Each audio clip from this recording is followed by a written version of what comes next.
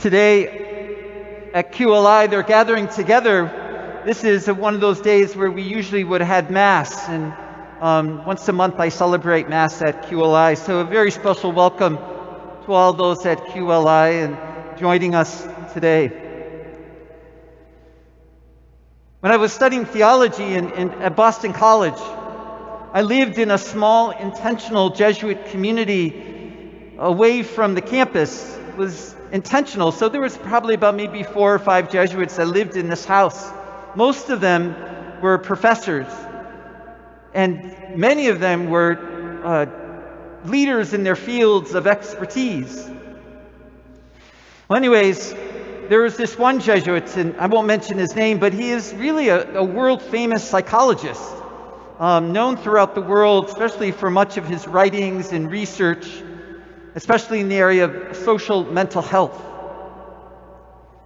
Well, anyways, one spring day, he announced to the community at a community meeting, like you would have a family meeting, he announced that we need a vegetable garden. And we really only had a front yard. This house only had a front yard, and it was along Commonwealth Avenue, which is a very, very busy street, to say the least, in Boston. And so, we said, oh, what do you know about gardening? You're a psychologist, He says, well, I've read about it, so it can't be too difficult. And we kept saying, well, you're not the farmer type. Don't do it. We don't need vegetables that bad. We can go down to the market. No, I want a garden. So we said, okay, go ahead. And so one spring morning, it was a Saturday morning, he went out into the garage and pulled out a roller tiller, to till the earth. And immediately I thought to myself, well, that's very odd. I didn't know we even had a roller tiller to till the earth to prepare for a garden, for a vegetable garden in the front yard. Nonetheless, he went out there and he started in trying to dig up the earth and churn the earth so he could plant some seeds. Well, just then as I was looking out the kitchen window, here's this world-famous psychologist, expert in his field, top of his game, trying to plow a field, a little patch of earth. And I noticed immediately that dirt was coming up out of the machine and piling into Commonwealth Avenue, stopping traffic. The dirt was just going right into the streets. Immediately I recognized that wasn't a roller tiller.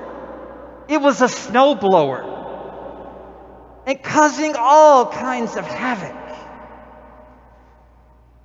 So we immediately ran out because he couldn't even hear.